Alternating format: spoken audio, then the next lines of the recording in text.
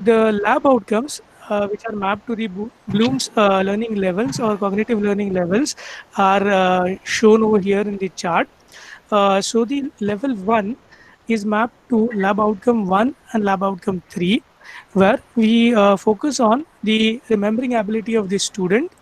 If you go back, can you go back, ma'am? One slide back. Okay. So LO1 is about to implement object-oriented concepts in C++ and design and develop solution based on declarative programming paradigm. Ma'am, go back to the second slide. Yeah. So oh, yeah. So first and third outcome is mapped to level 1. First outcome is also mapped to 1, 2, and 3, all the three levels of Bloom's taxonomy. The uh,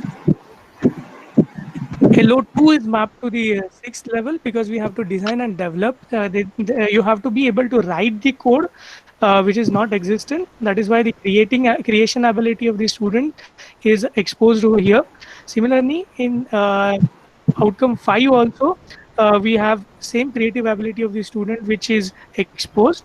In lab outcome 4, uh, we actually map it to level 4 of the Bloom's taxonomy, and lab outcome 1 and lab outcome 4 map to level 3 of the Bloom's taxonomy.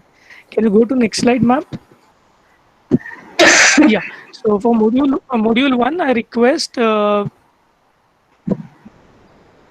Ranjita ma'am to go ahead with this. Thank you, Anup sir. Now, as Anup sir rightly said, for module 1 from PCPF theory, we need to focus more on learning syntax and concepts, which will serve as the base for the remaining modules. So in this module 1 for lab, basically for CPPL, this module 1 is exactly mapping to module 2 and module 1 together of theory syllabus. In this subject lab, this module 1 particularly focuses on programming implementations of various concepts what we are learning in object-oriented programming. Now, particularly, this module of CPPL lab section maps to lab outcomes 1 and which is levels of Bloom's taxonomy for level 1, level 2, and level 3, where they are understanding and learning all the concepts of object-oriented programming, and they are also applying these concepts to implement object-oriented concepts, preferably using programming language C++. Now, we expect here teachers to make students understand or introduce to C++ programming language particularly. Why? Because they have learned C programming in semester 2 and they are also learning Java in semester 3. So somewhere to bridge between the gap, we have to introduce them to C++ a little. So teaching them concepts or syntaxes from C++ language in order to make them understand encapsulation, classes, objects, inheritance will be useful for them. So roughly 4 hours will be used to cover up these lab sessions. So references are there, but there are many online references as we have been already knowing these languages in past. Now these are just the suggested list of experiments what we have in object-oriented programming.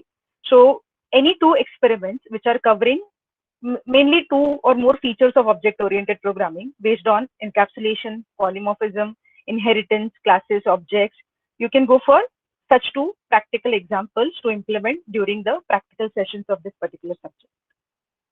Now, I would really like to request Gomes madam to further kindly explain about module 2. Yeah, thank you, ma'am. Coming to module 2, which is mapped to module 3 of the theory syllabus on functional programming. So if you see, this is going to be a main module with respect to your question paper or with respect to your exams. There will be some theory questions and there will be some questions on program writing. So we just go to next slide. Yeah.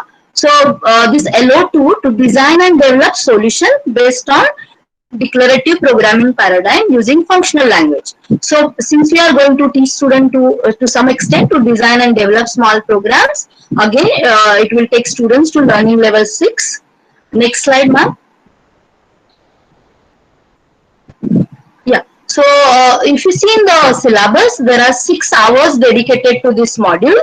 So tutorial 1 could be on teaching student how to install Haskell and telling them about maybe some Haskell programming environment, which you could probably tell them in the theory section. And this could be homework for students. Similarly, tutorial 2 also could be a kind of homework for students. You can give them some exercise program on very basic operators and data types like integer, floats, because that doesn't need much explanation. So there could be 2 tutorials, and out of 6 hours they are saying that there could be 5 implementations of the programs from the following list, but it is not limited to only this list. If you have better ideas, and if you feel the student can be taught or given some other program for better understanding, you can do so. So tentative list here, it says that implementation of Seftel function, where we'll tell them to design or to declare or to define simple functions using conditional expression or guarded equations or pattern matching. So Seftel function is very basic functions. After that, we can have how to have empty list and create finite list and infinite list, and how we can use list comprehension to define complex functions. So that could be another experiment. Third experiment could be on implementation of higher order functions, where function can take another function as an argument and so on. So little complex program on higher order function could be given to student. Then next, going about recursion, they have already studied maybe in C, or we can have simple recursion function like factorial, calculating factorial, or any other program will do. So 1-2 examples of each implementation, because they are going to be very small programs. Students are going to finish it very fast. So next could be implementation of infinite list. Then after the first 5 programs, then next 2 programs are little tough. So we may guide students. We can give some demo of maybe how a game of NIM could be designed using Haskell, and a simple calculator how can be designed. Now these programs are available online, so we don't expect students actually to code this game or calculator. We could explain them, and even if they could understand that, that's enough. So this is a tentative list. Out of these 5 programs, we have to finish, and there are 6 hours. So maybe the last hour, student could be given with some whatever you feel like for development of some program. Some time could be given to students. As was mentioned in the self-learning module is there, some problem definition they could take and implement it. So that's all about functional programming lab. And references, if you see, again same Haskell book is there, but there are lots of references available. I've given few here which I could refer, but there is no limit for the references. There are very good references available. So thank you all for that. Going to the next module, module 4, yeah, module 3, sorry. I think Poonam ma'am? Yes. Thank you, ma'am. Yeah. So in this module, it is mentioned that we have to work on Prolog. We have to use a Prolog as a logical programming. So LO2 to design and develop solution based on declarative programming paradigm using functional and logic programming. So this LO2 map to the BL6, that is you have student using concept, student will develop something new. Even we can map this LO2 to apply also, because in apply we can ask them to write, or we can ask them to implement the concepts like unification, resolution, then cut is there, and so many things are there, even list, how to do the arithmetic programming, and all that we can ask them. Means you have to ask the concept, you have to ask the student to apply, or you have to ask the student to implement the particular problem statement. Next slide, madam. So textbook is same, ML Scott. Then there are 2 tutorials, installation, and then second is working of SWI Prolog environment. So in this working of SWI Prolog environment, you can give the list of commands, and you can ask students to get the answer for that. Okay, so this installation and working of SWI Prolog environment you can finish in one practical session. Then you can take up 5 Prolog programs to understand declarative programming concept. Like you can take programs on unification. You can ask them to create a knowledge base. You can ask them to create a different knowledge base on different problem statement. You can ask them to write a program for how loop even in C language how loop works, how it works in a Prolog and different factorial. Then we can take a Fibonacci series and so on. So that is depend on teachers what all programs you want to use. So we can use SWI Prolog, you can use GNU Prolog. There are different flavors of Prolog. So lots of material is there on web. And tomorrow also we are going to discuss some Prolog programs and Prolog implementation. Okay, thank you. Module number 4, Mrunal madam, session is over to you. Thank you. Thank you, ma'am. So next module is module 4, that is alternative paradigms, concurrency. So here lab outcome 3 is mapped, that is understand the multi-threaded programs in Java and C++. So here we are getting choice. We can explain the students with the Java programs or C++. So at least 2 programs, preferably C++ and Java, to demonstrate thread management and synchronization.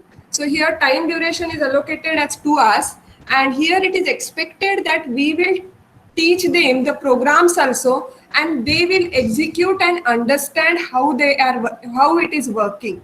So first experiment, you can take them to create a thread A and thread B to print simple the numbers 1 to 5 and make them run. So once they will run this program to execute these 2 threads, they will see that whenever they are running this program, they are getting different output. So they will literally enjoy that, how it is happening. So there we have to tell them that how the operating system is taking control to execute the program. So depending on the operating system's policy, it is getting different outputs. So from the thread A, 1, 2 will get reprinted first. Then from the thread B, 1, 2, and then again thread A, 3 for the remaining numbers. So like that, how the operating system is controlling the output of the thread. So that we have to explain to the students. And next experiment, we can take the synchronized keyword use.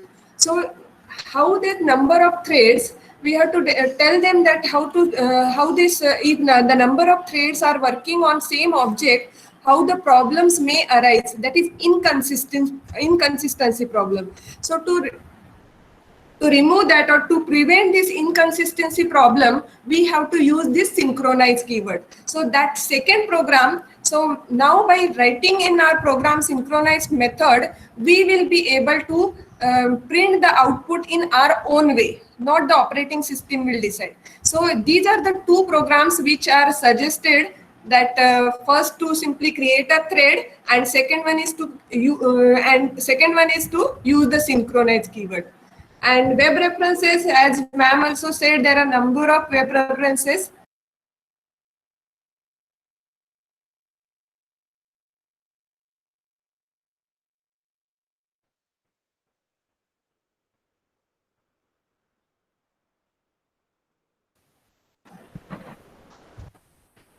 Hello. Hello. Hello. Ma'am. Yes, ma'am. Could you hear? No, ma'am. Actually, you were muted for some time. Oh. So should Sanjita ma'am, you can go back. Yeah, you repeat a bit last. Oh, I'm so sorry. Yeah, for 2 minutes only. Okay. Should I start? Am I audible? Yeah. Okay. Yeah. So module 4, that is alternative paradigms, concurrency. So here lab outcome 3 is mapped, that is understand the multi-threaded programs in Java and C++. Here, at least 2 programs, preferably in C++ and Java, to demonstrate thread management and synchronization. So here it is expected that we will teach them